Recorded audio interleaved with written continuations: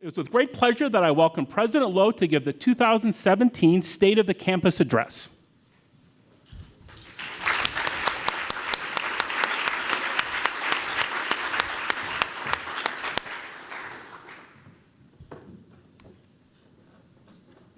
Thank you. Like the microphone? Or? I'm mic up okay. already, I think. Can you all hear me? So thank you very much for sponsoring the State of the Campus Address. And I want to thank you, the leadership, and all of you as members of the University Senate for your participation in the shared governance of the university. Shared governance, of course, is a form of academic democracy. You are the legislative branch. The administration is the executive branch. We work together, we collaborate, we consult, we exchange information, we even negotiate in order to advance the university. Before we begin, would it be appropriate if we have a moment of silence in respect and solidarity with the people who were killed yesterday in New York City?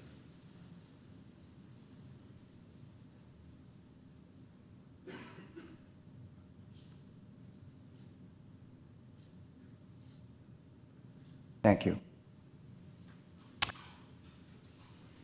I would like to begin by introducing some of the new deans at the university since we last met back in November of 2016. New deans and new members of the cabinet, vice presidents and others. I don't know if they're all here, but I know, let's say, our new dean of education, who's an economist specializing in educational affairs, Jennifer Rice King. Are you here? Welcome. Congratulations. She's an internal hire. We have fantastic people here. We don't need to go outside to find them. We have the interim dean of the College of CMNS, Jerry Wilkinson, a biologist.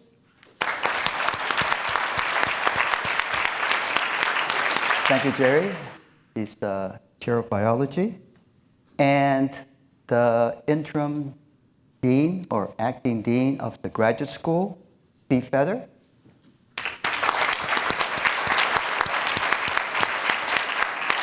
You may all remember Steve as formerly was associate provost. I think you still hold that title. He was dean of the School of Public Policy, and he spent several years as a top official in the Office of Science and Technology at the White House under the Obama administration.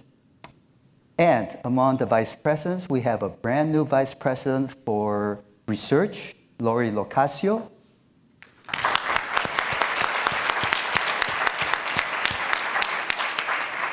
She held a very senior position in the National Institute of Standards and Technology. She's a bioengineer, and her PhD is from the University of Maryland, Baltimore, in pharmacology or some such field. Right? We're lucky to have you. Then a vice president for university relations, Jackie Lewis.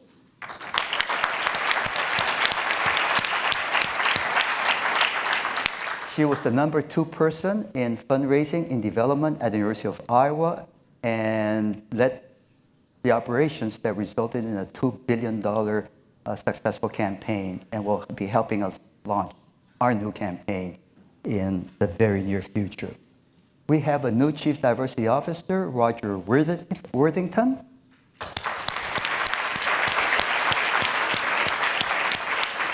As you know, he's a professor of education and was a department chair at the College of Education. Been here for about 3 or 4 years, I believe. And he comes to us from the University of Missouri, where he was a Chief Diversity Officer. And you should know that it's in the works to elevate his position and to restructure the whole Office of Diversity and Inclusion to be at the vice presidential level. It is basically moving the office from the 10-yard line down to the midfield to make it central to the operations of this university. And it is that significant. It's more than just a change in title. It's a reorganization to raise and enhance the impact and visibility of that office. Thank you for agreeing to serve as our future Vice President for Diversity and Inclusion. Jeff Hollingsworth is not here today. Is that correct? I don't see him here. He's the interim Chief Information Officer, and he's a professor of computer science. And we have a new vice president, associate vice president for communications and marketing, Joel Seligman. Is he here?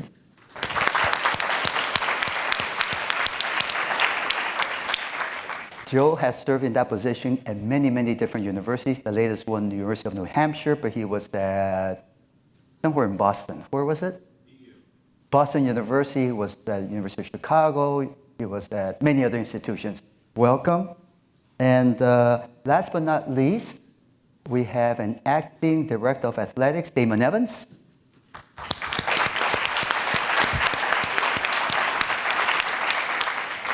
He's been here for about, 3 or 4 years. He's the number 2 person there. He's in an acting capacity as director here. And he used to be the director of athletics at the University of Georgia.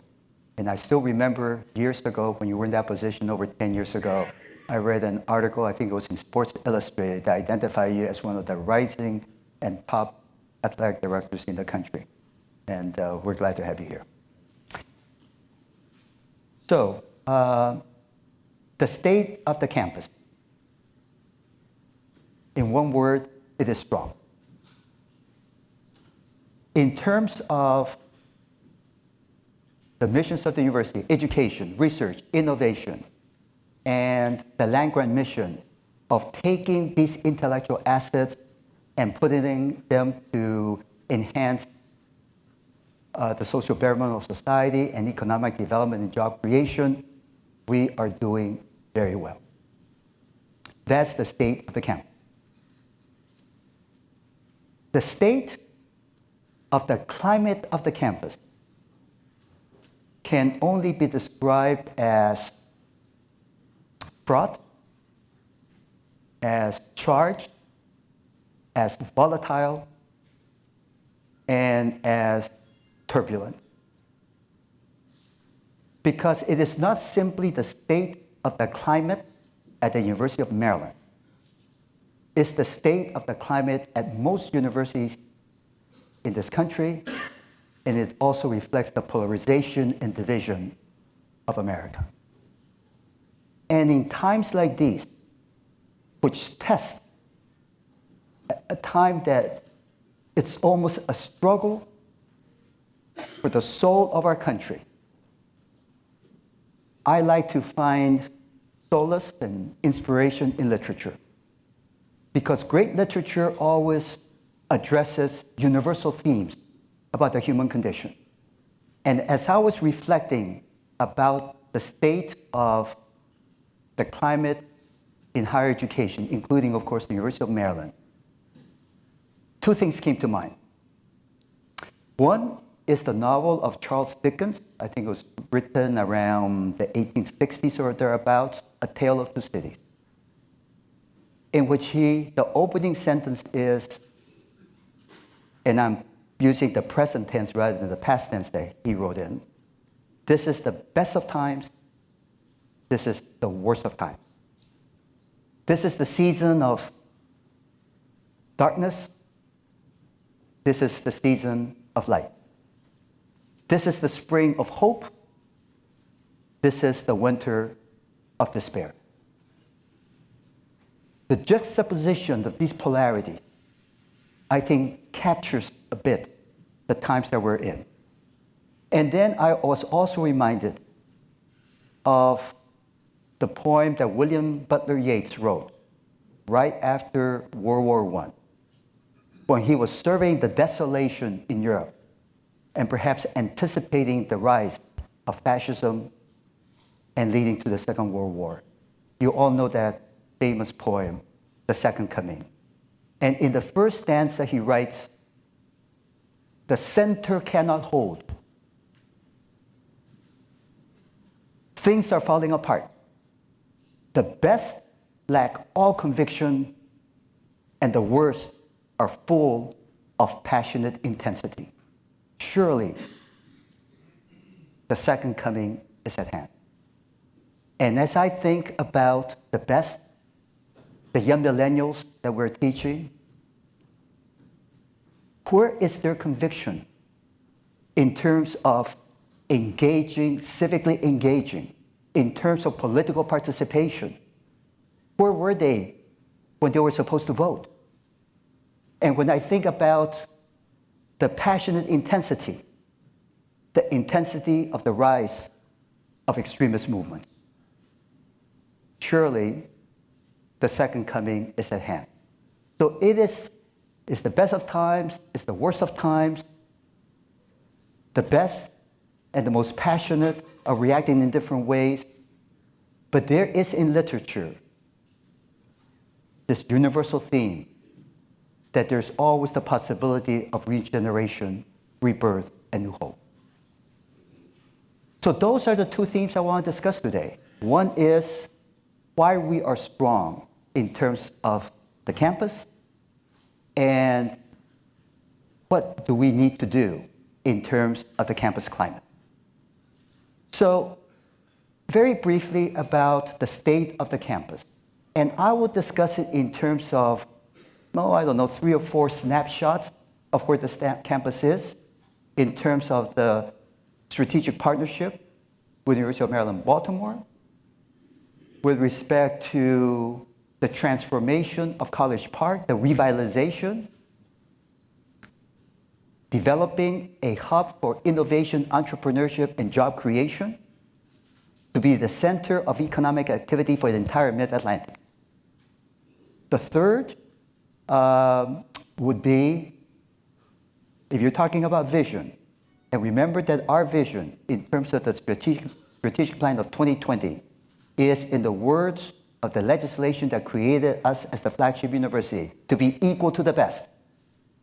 That is the vision of this university, to advance, to be equal to the best, to be excellent, to have impact, and to be inclusive in that excellence. For that, you need money. As my provost likes to say, Marianne, I don't know if she's here, to have a vision without money is hallucination. So where are we getting the money? So those are the 3 things I will talk about very briefly. So the issue of the strategic partnership. When I came here in 2010, I asked, well, all the professional schools are in Baltimore. The law school, the medical school, the pharmacy school, and so on and so forth, social work. What collaborations do we have with the University of Maryland, Baltimore? And I discovered that we had one formal joint appointment. The person was at half-time in engineering and at half-time in some other school, I think it was pharmacy or the medical school. And when he went to apply for a home loan, the bank turned him down because they said, you don't have a full-time job. You fast forward from then to the present, that's about 5 or 6 years. From one joint appointment, this strategic partnership that initially was based upon the personal relationship between Jay Perman, the president there, and myself, and of course our internal team that worked very collaboratively and cohesively together.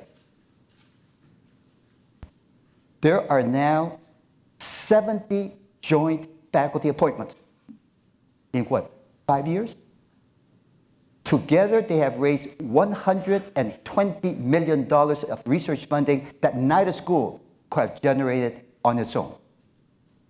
Because you see, our strengths are complementary. There's no overlap. To give you just very briefly some idea. So we have this neurosurgeon, and he cannot reach certain areas of the brain. He comes to engineering, talks to our robotics people, and they design together a mini robot that he can guide and the robot does the cutting in the brain. Or, for example, in the neonatal unit, in the neonatal unit at University of Maryland, Baltimore, where 60% of the babies are African American. And they're there because they may have potentially inherited disorders, genetic disorders. And we have computational biologists and other computer scientists here who do genetic sequencing, high-speed sequencing to sequence the genome of those inherited disorders. There's one other example that I learned about recently. Jointly, we developed a dental implant. The dental school puts the implant somewhere in your teeth, And that implant tracks in real time the effects of chemotherapy in terms of killing cancer cells. But it's not just biomedical research. It is also involving the social scientists. Our social scientists are working with people there. For example, to establish the SAFE Center, which is now in operation. Did you realize that on the I-95 corridor from Baltimore down to College Park, this is probably the center of human trafficking in the United States? We're studying it, we're providing support, we're doing advocacy, the two schools together. To just take another example from the social sciences, we have some incredible researchers on our campus in BSOS, and there's this faculty member, Rashawn Ray, I believe that's his name, who has partnered with our computer scientists to use virtual reality in order to train police officers in implicit bias. We have trained our officers in our police department.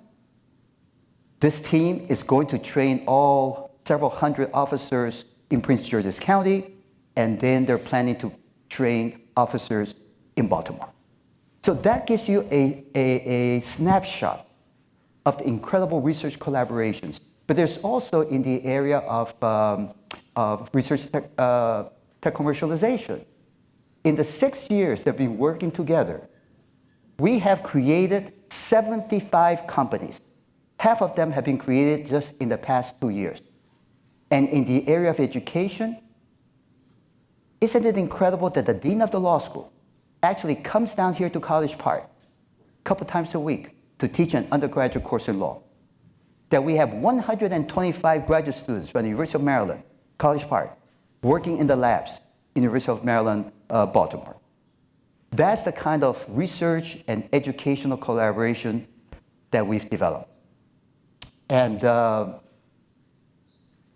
state recognized that this kind of collaboration that helps advance research, has an impact on the state, cannot depend simply on personal relationships. Just because the president there and the president here get along well, our respective teams work together, they codified it in law, SB 1052, Senate Bill 1052, a year ago. And they gave us $10 million. $6 million for our campus, $4 million to the Baltimore campus for joint research on a variety of topics that the provost and her counterpart have developed. So that's what's happening at the University of Maryland, Baltimore. It gives you an idea that the research agenda is vibrant and is moving forward.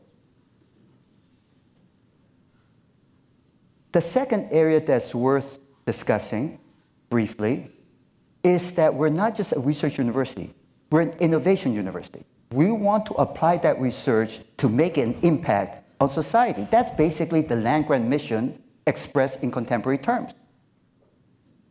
So when you see all the development that's going on in College Park now, approximately $1 billion in private development throughout this area. How did it all begin? You see the hotel. There are all sorts of new buildings going up to house new companies that will be coming here and to house companies that are created right here at the University of Maryland. There is a College Park Academy, a public charter school that in the 3 years that was created with the support of the University of Maryland has the highest test scores in Prince George's County. We have hundreds of people on the waiting list to join. It's a combination of blended education. About 75–80% are students of color. 50% of them are on free lunches. And when I met this parent a few weeks ago, I asked him, how is it that you drive your daughter 45 minutes each way to come here, and then 45 minutes to take her home? Because he said, I just have one dream. I hope that my daughter can someday come to the University of Maryland. So how did this transformation in terms of real estate development, community development, business development happen? So let me just share with you that within about a month of my arrival, this was in 2010, and Rashawn Baker was just elected county executive. He invited me out to dinner. And he brought with him Wayne Curry. You know Wayne Curry? He was a transformational county executive for Prince George's County. And both of them took me out to dinner. Suffice to say that that dinner lasted almost 3.5 hours long. It was an introduction to Prince George's County and to College Park. What they wanted me to know is, you are the new president of a very respected public research university. But we're here to tell you that this university historically has turned its back on the community. And we're here to implore you that you don't turn your back, that you work with the community, that both of us can grow together. I never forgot that. The problem is, I didn't know how to do it. So, relay to you another conversation. This is all within my first year. And remember, there was this big debate whether or not we should have the Purple Line, should go right through the middle of campus. The Board of Regents have voted no.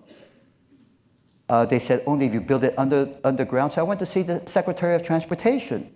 And I said, so why don't you just build it underground?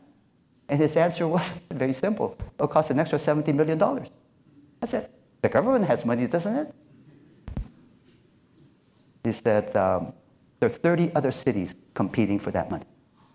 You add that kind of excess cost to the Purple Line, you will not get the Purple. And then he said to me, you realize, because you're a new president, that a generation ago, 30% of your faculty and staff lived in College Park. Today, it's down to 3%. Most of them are commuting in. So 20 years from now, when gasoline is at $18 a gallon, and it takes 45 to 50 minutes to commute from Montgomery County to College Park, will you be able to attract and retain top faculty and staff? The light bulb went on. And he said, and this will bring 30,000 jobs, the Purple Line. Think about transit-oriented development. And I'll share with you one other anecdote. This was also within, I think, my second year of arrival. This guy walks into my office, and he says, I'm here to tell you I'm resigning. I said, you are? So who are you? And why are you resigning? He says, I'm a consultant. I was hired several years ago, and you pay me the university pays me a substantial fee, but you never listen to my advice. So I didn't think it was right for me to keep on collecting these fees and doing nothing. I said, sit down. Explain to me, what do you do? It turns out that he was the architect of the transformation of West Philadelphia. That 15, 18 years earlier, when the Board of Trustees of the University of Pennsylvania made the decision to move lock, stock, and barrel from West Philadelphia to the suburbs, because it was a high crime area, nobody wanted to live there, the students were afraid. And then they had a new president, a woman president. And she said, the University of Pennsylvania has been here for almost 200 years, and we are not moving. Instead, we're going to transform this community. And she hired Omar Blake to design that transformation. And then we hired him, except that we were not listening to his advice. So I said, I'm listening now. And so what he does, he shows me a brochure of the campus, an aerial view, and of course the campus is gorgeous. We are an arboretum, literally an arboretum. He says, there's something wrong with that picture. I said, I don't know, what's wrong with it? You have blocked out the surrounding community. And then again the light bulb goes on. We have always looked inward. We are a university in a park. We are not a university in the community. That is when the light bulb went on. So I said, how do you make the transformation from a college in a park to a college in the university?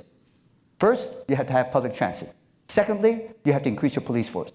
Because College Park does not have a police force, you have to increase public security. Third, how do people decide where to live? Well, you have to have improved public education. Fourth, you have to have amenities. You have to have houses where people want to live in. That was the beginning of the transformation of College Park. So when a year or 2 years ago, Brendan Iribe gave us this huge gift for the ERIP Center for Computer Science and Innovation.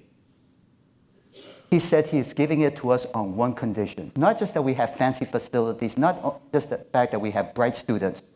He says, I'm expecting you to develop, right here in College Park, 100 new startup companies based on the virtual reality platform. So I remember saying to him, well, you know, you were here for a while, you started some companies, but then you decamped for Silicon Valley. He said, well, of course I decamped. At my age, I'm not going to be living in student housing. There's no place to shop. There's no public transportation. There's no cultural activities. And that's when I realized it's not enough to have bright students and great facilities. You have to have an ecosystem to support that innovation. And that is what's happening today in College Park. In the next 4 or 5 years, College Park will be transformed. College Park will be the hub for innovation and job creation for the entire Mid-Atlantic. That's the vision. We are not in the real estate development business. We are not in the business of bringing in companies. And within 2 or 3 weeks, we will announce, for the first time, we're having a Fortune 100 company come to College Park and bring its entire innovation lab to College Park. We're very proud, for example, that Chris Monroe, a distinguished university professor, who has started his own company, and he's in the race to create the first commercializable quantum computer. He decided to have his startup company right here in College Park, as opposed to go to someplace else. So let me now turn to the third issue where I think the campus is strong. And that is this is about the budget. And as you know, we are in a new normal in terms of financing. Very simply put, over the past 25 years, state funding has gradually but inexorably been going down, not just in Maryland, but across the country. And correspondingly, tuition has gradually been going up. So 25 years or so ago, when Britt Kirwan was the president, the ratio of state appropriations and tuition was approximately 66% state appropriations, 33% tuition. In which the cost of education was borne 2/3 by the state, 1/3 by the student. A little bit before 2010, just before I came, that ratio had declined, 52% state, 48% student. And those lines not only have now crossed. Today, 2017, the contribution of the state is 42%. The contribution of the student is 58%.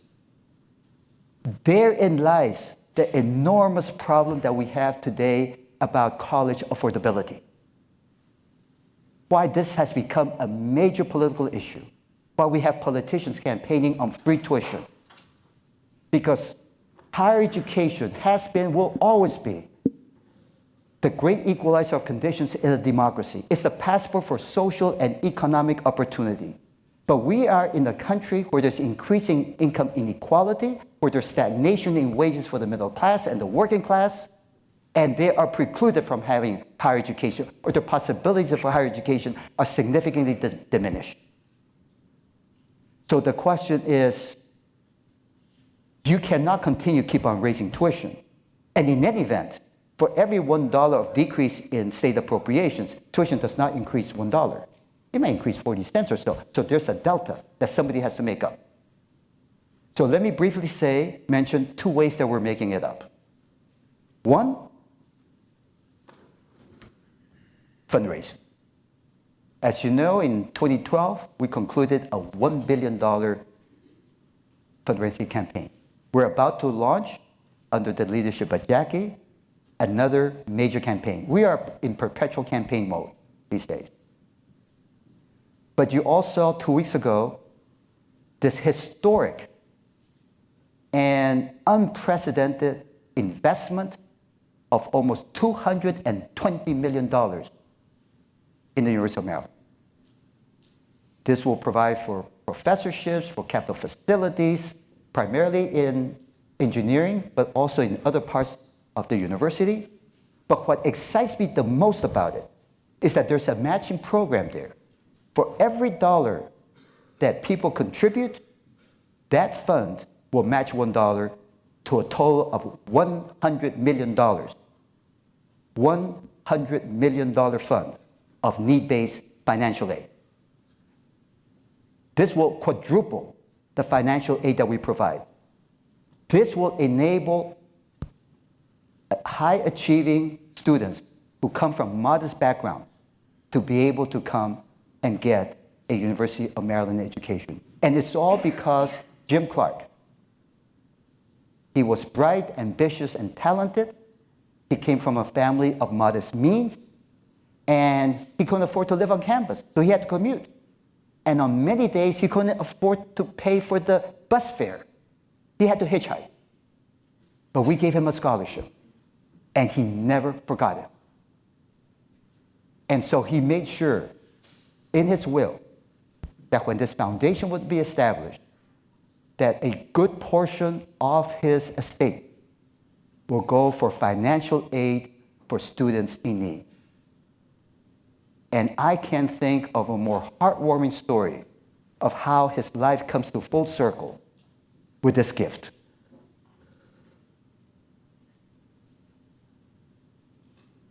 Philanthropy is an integral part of all that we do, not only at the university administration level, at the level of the deans and of the department chairs. Because it is not just about money. It is not just about hincuping. Because remember, philanthropy comes from the Greek word that means loving your fellow human. That philanthropy is a building block of all of the three great monotheistic religions in the world. In Judaism, there is a word, a Hebrew word, that translates into or is rooted in the concept of healing a broken world. In Islam, there are many versions of philanthropy, but the one of giving to those in need is a way of, quote, purifying the heart. And in Christianity, as you know, the Latin word caritas is altruistic love. It is about loving. You can give without loving, but you cannot love without giving. And that's what we're engaged in. We are engaged in tapping into the love that alumni, 325,000 alumni, have for their alma mater, the mother who nourishes us. And in that respect, I tell them, and we had a meeting last weekend, over 600 alumni came. And I said, we are all engaged in the same business. You who give to this university for the sake of the students, and those of us who educate the students. Because you know what business we're in? We're not just in the education business. We are in the immortality business. Because the impact of education affects not only the student, but also his children and his children's children. The impact of an educator and a philanthropist who support education extends to eternity. That is why philanthropy is such an important part of the work of this university, and we are doing very well. So let me turn to this fraught, this turbulent, this volatile time. And the question before us is, when the country is so polarized, so divided, there's so much hate and bigotry and racism, how do you teach? How do you learn? How do you communicate with each other? Because that climate filters down not only to the campus, but also to the classroom. To put it in context, the Southern Poverty Law Center just came out with a report. It said that in the past year, there are over 250 colleges that have had active cases of hate incidents and other expressions of bigotry openly. The University of Maryland is one of them. You just saw last week what happened at Cornell University, my alma mater. We're not talking about a handful of anti-Semitic posters. The whole campus was plastered with anti-Semitic posters, and nobody knows who did them. Another school of which I'm that's also my alma mater, University of Michigan. University of Michigan has been convulsed, absolutely convulsed, with racist graffiti and other types of hate symbolism throughout the campus.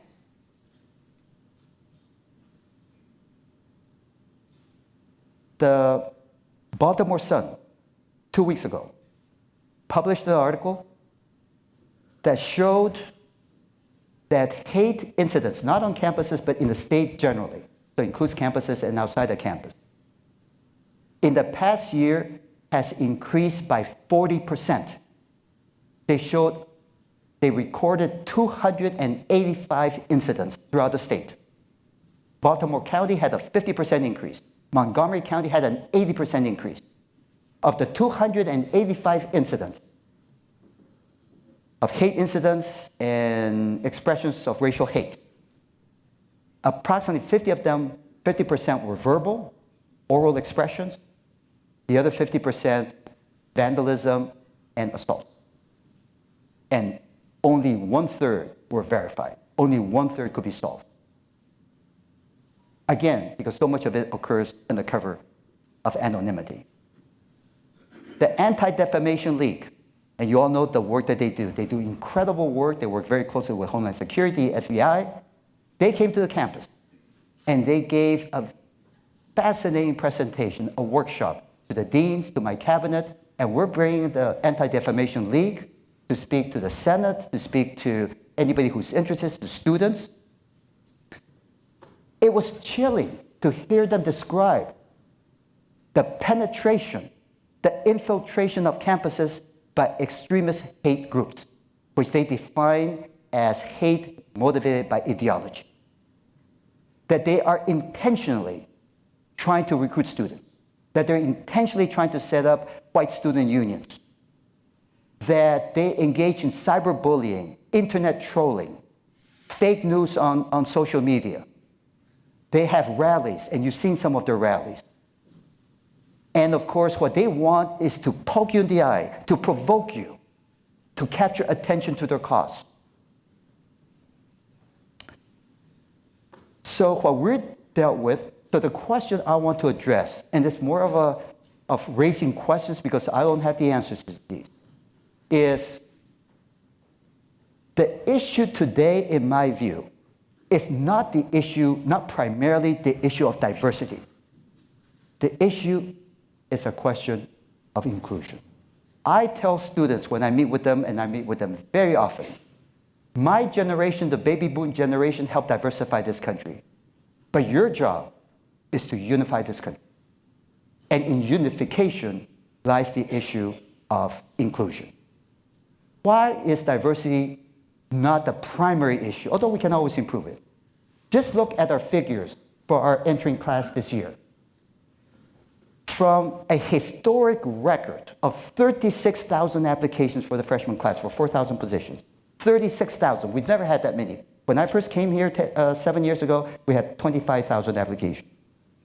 36,000 applications, incredible record, 4.28 GPA. 70% of the freshman class graduated in the top 10% of their class. Just as remarkable, it is the most diverse class ever in the history of this university. 43% are students of color. No, I'm sorry. 44, 45%, almost 50% are students of color. And students from historically underrepresented groups, primarily African American and Latinos, is around 22, 23%, more than one-fifth. That makes us one of the most diverse universities among major public research universities in this country. And it's not just among the students. If you look at the profile of the entering faculty, so we hired 81 tenured track professors, 81. 47%, almost half, were women. What I found most remarkable is that the percentage of historically underrepresented faculty in that pool was about 15%. 15%. The proportion of historically unrepresented faculty in the existing faculty pool is about 7%. We have doubled it, and we've doubled it the preceding year. If we keep up that trend, providing, of course, that the promotion and tenure process is not a revolving door, we will see a significant increase, a dramatic increase in the proportion of historically underrepresented faculty members over the next 7-8 years. And it's made in part possible because of the policies and the actions of the provost. Creating, for example, postdoctoral fellowships, creating targeted hires, senior faculty hires. But leaving that issue aside, the issue then is not diversity, if by diversity is meant numbers of either students or faculty. It is inclusion. It is no longer enough to say, welcome to this bastion of privilege and opportunity. You are represented here now. That's the end of the matter. No. Once they are here, we can't say, well, but don't question the practices that we have. Don't change things. They need to be made to feel that they belong here, that this is their home, that we will make changes in order to make them feel truly welcome. That is the challenge of inclusion. So the two big challenges that we have, as I see them, one is how to deal with these extremist groups. That's a very different issue than how do we increase inclusion on campus. For the extremist groups, we will have the ADL come here and provide us with workshops. I know that the police department is prepared for those contingencies. They're working with other police departments. I know the chief and others go to these conferences where they're trained or they're updated on what people are doing elsewhere to deal with the extreme right, the neo-Nazis, the white supremacists. The issue that we need to focus on is the issue of inclusion. And this issue, of course, has come to the fore with the assassination of Lieutenant Richard Collins III last spring. That lended even further urgency that we can't just rest on our laurels and say, we're a very diverse institution. We need to be a more inclusive institution, remembering that the person who killed Lieutenant Collins was an upper middle class kid from the University of Maryland on Severna Park.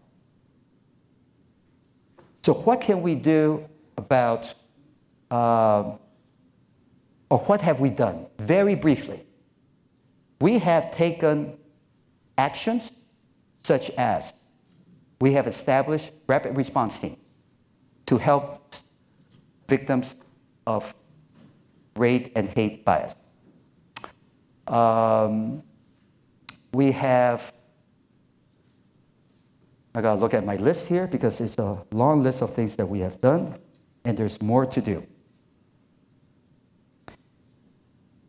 We are going to do climate surveys periodically to measure our progress. We've tasked the Office of Civil Rights, our Title IX office, to keep track of all of these incidents so that we have a record. So those are examples of actions.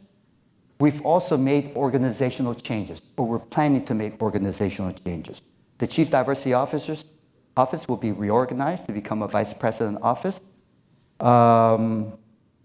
We have funded, or the Provost has funded, an Institute for Diversity in Higher Education that will bring together thought leaders to address these issues, get the best ideas from the country, and see how they can be applied to our campus.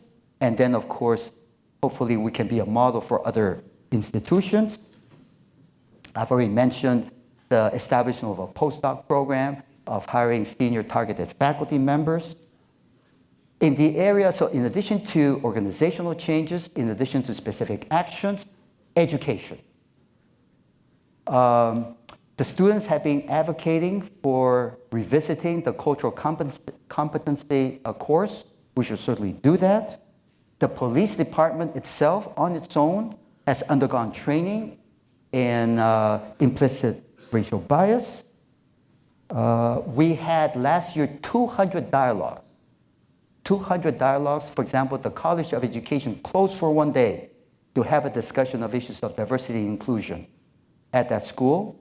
We will have many more this year. John Lewis was here and spoke so movingly at the chapel, and you will be pleased to know that Congressman Elijah Cummings will be coming and delivering a major address on this issue as part of the commencement speech in December. And the University of Maryland will award him an honorary doctorate in public service. There are many other speakers that are lined up. So, and finally, in addition to actions, organizational changes, and educational activities, changes in policy. So we have this joint task force, and they will be looking at new policies, for example, enhancing sanctions for hate-based related incidents. Another major issue that they need to look at, and look at very seriously, and Dan Falvey mentioned it, is the whole issue of hate speech and free speech. And I would just like to say a word about it because this is at the forefront of everyone in higher education and nationally outside of higher education. Because what we have here is a clash between two fundamental values that define this country. One value is freedom of expression, freedom of thought. You're free to hear whoever you want to hear, you're free to speak, you're free to read whatever you want. It is so fundamental to the concept of a democracy that it is first in the Bill of Rights. It's in the First Amendment. And of course, that freedom of expression is absolutely essential for the mission of a university, which is for open inquiry. But that freedom clashes with another fundamental right in the 14th Amendment. And that right is the right to equal opportunity. Specifically, equal opportunity to employment, equal opportunity to education. For the past 50 years, equal educational opportunity has meant access. Brown versus Board of Education desegregated schools on the basis of access. Last Saturday, I met Mrs. Elaine Johnson Coates, just by accident. She was at the football suite of the president. When I was introduced to her, I was so honored because she is the first African-American woman to graduate from the University of Maryland. And I asked her, so when did you arrive? She arrived in 1955. 1955 as part of a class of 7 African-Americans. There were only 7 in the entire class. She's the only one who graduated in 1959. The first African-American woman. That is almost 60 years ago. So, and look at the population of African Americans on campus today. We have come a long ways in 60 years, but we have a long ways to go with regard to inclusion. So here is then this issue that we need to, how do we draw the line between free speech and hate speech? The fact is, the Nazi Party is a legal party in this country. If somebody goes and appropriately posts a swastika poster, we cannot take it down. That is the law. But how do you reconcile that then with what the lack of equal educational opportunity is no longer access? Equal educational opportunity in 2017 means this, in my mind. Have we created a welcoming learning environment as opposed to a hostile learning environment, just like you have hostile work environments, which are outlawed? So when people insult you, when they engage in racist chants, when they go around posting the iconography of hate, are we creating a climate that is not welcoming, that affects people in their education? And this is where I believe, and we need lawyers. You mentioned you will have lawyers. I'm glad you have lawyers. But I hope we always keep in mind what is legal and what is moral. Because some things that are legal under the Constitution I'm not so sure that on moral principles I can accept, although as the president of a public institution, I will abide by what is legal. But as we address this issue that tugs at the heart, at the soul of America in higher education, we should also be asking, it is not only what we can do and we cannot do, it's what we should do and what we should not do. Because I find it to be the supreme irony that you have the Richard Spencers come to a rally, and others too, of his ilk, to say some of the most hateful things that we all denounce. And yet, he wraps himself with the mantle of the First Amendment. He says, I have the free speech right to insult you, to degrade you, to undercut your human dignity. And that's protected. How can you use a constitutional protection of free speech to silence the speech of somebody else? But the law says you can do it. Well, remember, it took us 30 years to desegregate the schools. It might take us 30 years to change the law of the First Amendment. But when you engage in these celebrations, these do raise these issues of principle and morality. Don't be limited only to what is legally necessary or appropriate. Let me just conclude by saying this. This emphasis on inclusion, this goes to the heart of the balancing between diversity and inclusion. This fundamental tension is what's engraved in the Great Seal of this country. E pluribus unum, one formed from many, unity in diversity. And the question I want us to at least engage in conversation, for the past 40, 50 years, we have helped diversify the country. Has the time come for us to unify the country? I am a great supporter of diversity. I think that's a source of strength to our country and to our university. But I want to pose the question, what is the moral glue that holds us together as a society, that holds us together as a university community? In 2004, I heard this electrifying speech by a young United States senator who intoned, there is no Black America. There is no white America. There is no Latino America. There is no Asian America. There is only the United States of America, a non-hyphenated America. That senator became President Obama. And going back to that sultry August 27th of 1963, when I hitchhiked across the country to be at the Washington Mall to hear the soaring speech of Martin Luther King tell about his dream. The dream that someday his children would be judged not by the color of their skin, but by the content of their character.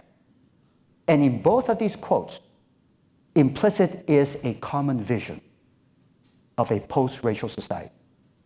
Now, nobody believes that that's going to happen. I don't believe it's going to happen in my lifetime. I don't know that it will ever happen. But at least that's the ideal that we should aim for. What brings us together beyond our race, our religion, our sexual orientation, our gender? It is a commitment to certain core values of decency, of civility, of respect, of inclusion. Those are the values of the University of Maryland. Those are the values that will bring us together. And those are the values that the Joint Task Force is charged with ensuring that we implement.